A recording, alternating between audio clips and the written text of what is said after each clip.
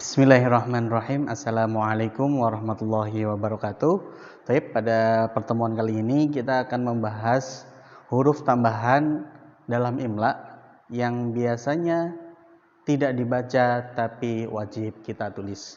Nah, Ustadz di sini sudah merangkum yang sering keluar di dalam imla itu ada 9 huruf atau 9 namanya tambahan kata yang biasa keluar di imla. Yang pertama ada apa aja? Yang pertama ada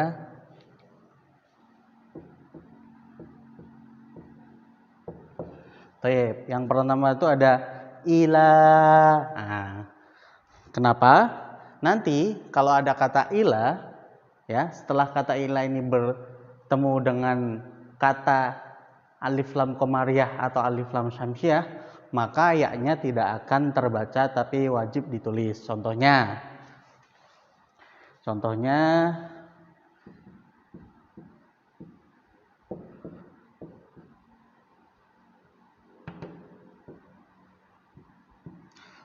adalah ilas suqi. Nah, jadi ya-nya nggak terbaca tapi wajib ditulis. Kan harusnya kan ila as-suqi, tapi si pembaca biasanya langsung ilas suqi. Nah, gitu.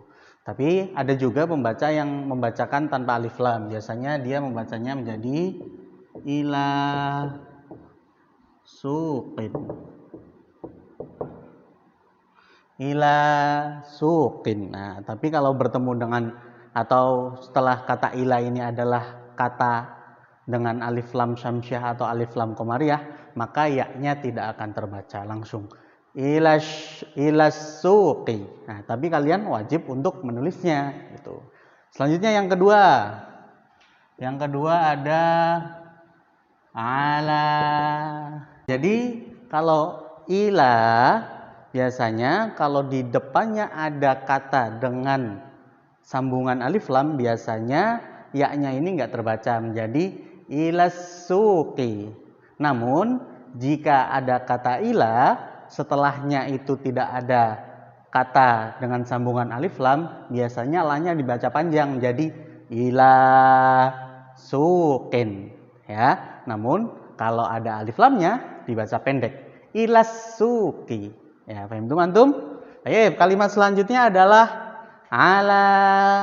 Hampir sama dengan ila.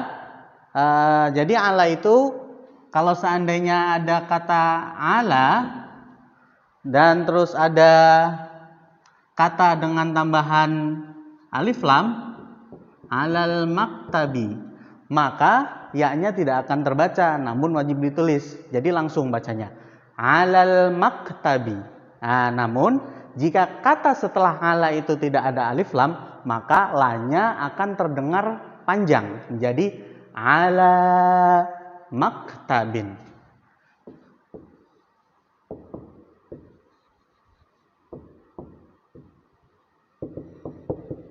Nah, jadi kalau nggak ada alif lamnya, dia akan terdengar panjang la-nya. Tapi kalau ada alif lam, itu akan terdengar langsung alal maktabi. Nah, tapi ya-nya wajib ditulis. Nah, kalau tidak ada alif lam, maka ciri-cirinya aja la-nya panjang. Ala maktabin. Oke, selanjutnya ada min. Nomor 3 ada min.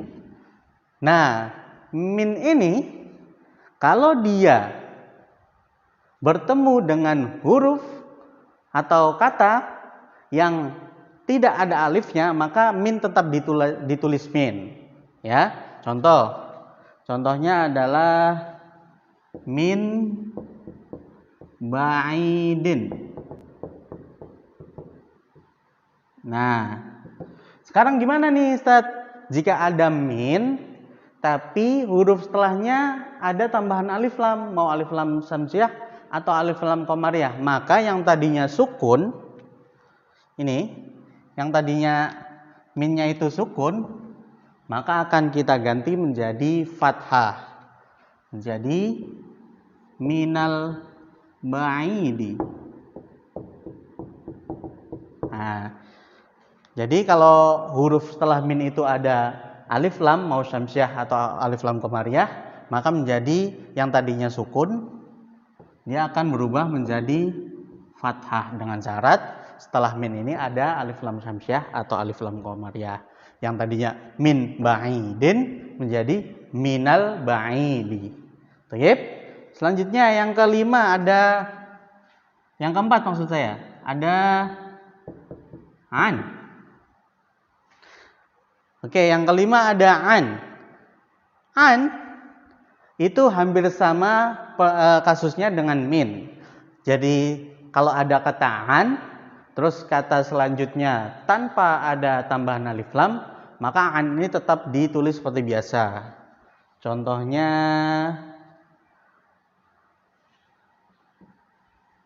an lahwin. An lahwin ditulis biasa. Namun bagaimana jika terjadi kata setelah an ini adalah kata yang ada campurannya alif lam, mau alif lam syamsiah atau alif lam qamariyah, maka kita akan mengganti sukun. Kita akan mengganti sukun menjadi kasroh. Contohnya anil lahwi. Kita lihat di sini yang tadinya sukun akan diubah menjadi kasroh karena apa?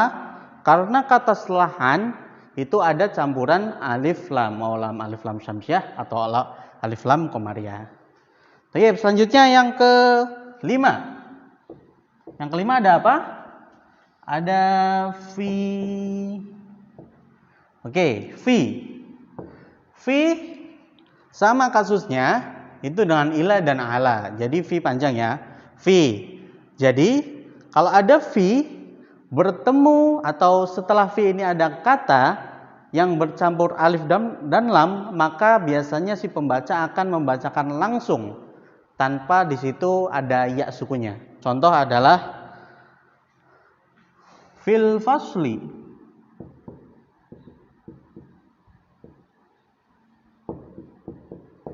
Jadi si pembaca langsung bacakan fil fasli. Jadi seperti tidak ada ya. Namun kalau tidak ada alif lam atau setelah fi ada kata yang tidak alif lamnya, maka fi-nya akan dibaca panjang. Fi faslin. Contoh yang enggak ada alif lamnya, fi dibaca panjang, faslin. Itu ya. Jadi jangan sampai terkecoh ila, ala, dan fi, jangan sampai terkecoh jika setelah 3 huruf ini ada kata yang bercampuran alif lam. Ila suqi, jangan lupa ya-nya. Alal maktabi, jangan lupa ya-nya. Fil fasli, jangan lupa ya-nya. Ya, walaupun tidak terucap, tapi wajib ditulis. Oke, selanjutnya yang keenam. Yang keenam ada apa Ustadz? Yaitu ada hatta. Ya, hatta itu sama kasusnya dengan ala, ila, fi. Hatta juga ada ya-nya. Hatta. Nah, kasusnya sama. Jika ada kata hatta, setelah kata tersebut ada kata yang bercampuran alif lam, mau alif lam qamariyah atau alif lam syamsiah, maka biasanya si pembaca akan dibacakan langsung. Contoh hattal mamati. Nah, jadi biasanya si pembaca akan langsung membacanya hattal mamati. Ya, seakan-akan di situ tidak ada ya, tapi ya wajib ditulis. Beda jika di kata setelah hatta itu tidak pakai alif lam, maka dia akan dibaca panjang. Hatta mamatin. Hatta akan dibaca panjang, ya. Namun jika ada alif lam qamariyah atau syamsiah, maka biasanya langsung hattal mamati. Namun kalian wajib menulis ya-nya gitu. Oke, selanjutnya yang ke-7. Yang ke-7 ini dibagi menjadi 2. Yang pertama adalah hadza dan hadihi. Baik, mungkin sebelumnya Ustadz melarang kalian untuk menulis fathah berdiri, ya. Jadi Ustadz melarang kalian untuk menulis fathah berdiri. Beda kasusnya untuk dua kata ini, hadza dan hadhihi. Walaupun haknya itu dibaca panjang, hadza, namun di dalam penulisannya yaitu memakai fathah berdiri khusus untuk dua kata ini, hadza dan hadhihi. Ya, jadi hanya ini itu memakai fathah berdiri. Nah, sekarang kita coba dimasukkan ketika ada kata hadza bertemu atau setelah kata tersebut adalah kata yang bercampuran dengan alif lam syamsiah dan alif lam qamariyah. Apa yang terjadi? Maka alifnya seakan-akan tidak terbaca tapi wajib ditulis. Contohnya,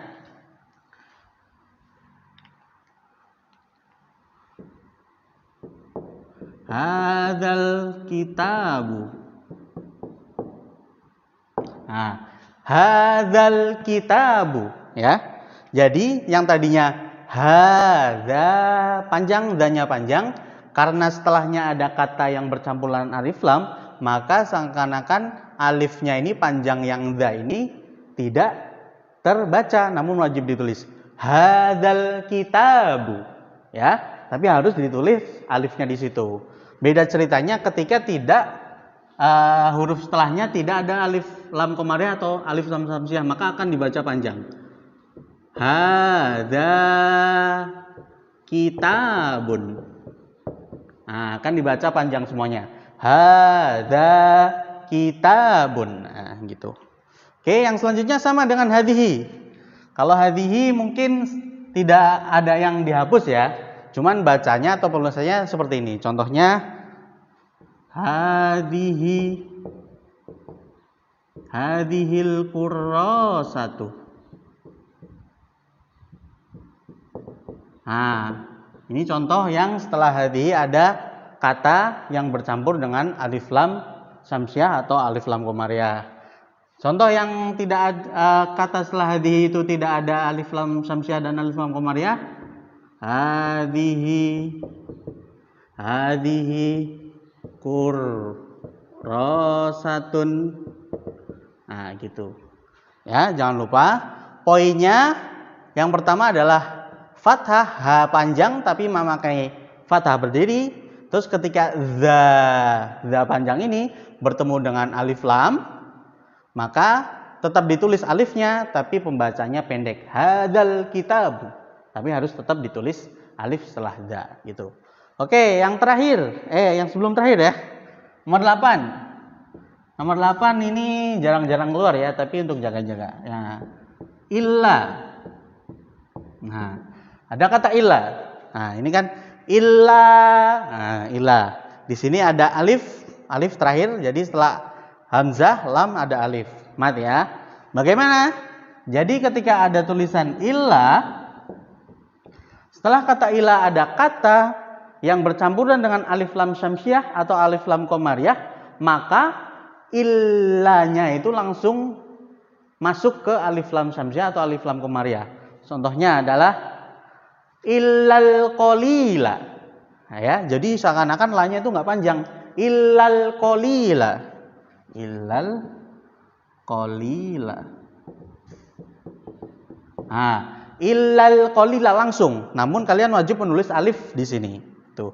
Selanjutnya kalau tidak ada alif lam syamsiah atau alif lam qamariyah, maka dia akan dibaca panjang. Illa qalilan. Illa qalilan ya. Illa lanya akan dibaca panjang. Itu karena huruf setelahnya tidak ada campuran alif lam syamsiah atau alif lam qamariyah. Namun kalau huruf setelahnya ada kata dengan campuran alif lam syamsiah atau alif lam qamariyah, maka akan dibaca pendek. Illal qalila gitu. Oke, selanjutnya yang terakhir nih. Yang terakhir itu ada la. Nah, la. Ya, sebagai contoh, jika ada harf la dan bertemu kata yang bercampuran alif lam, maka la panjang ini akan terbaca pendek, namun alifnya harus ditulis. Lal qalamu. Lal qalamu. Nah, tapi pembaca tidak mungkin membaca la al-qalamu, tapi langsung lal qalamu. Namun untuk menulisnya kalian harus menambahkan alif seperti kata aslinya la, harus menambahkan alif. Beda ceritanya jika tidak ada alif lam samsiah atau alif lam qamariyah, maka pembaca akan membacakan panjang la qalamun. La qalamun. Itu. Namun biasanya untuk mengecoh, biasanya dia diselipin dengan alif lam. Nah, kalian jangan sampai terkecoh untuk menulis alifnya. Lal qalam. Baik, paham tuh antum? Baik. Mungkin ya. Cukup sekian pembahasan kali ini. Perhatikan untuk huruf-huruf ini. Jadi, huruf yang Ustadz tulis tadi adalah sebagian dari semua huruf yang ada dalam bahasa Arab. Tapi untuk sebagian tulisan ini yang biasa keluar di dalam imla. Jadi hafalkan dan banyak latihan ya. Tetap semangat. Billahi taufiq wal hidayah. Wassalamualaikum warahmatullahi wabarakatuh.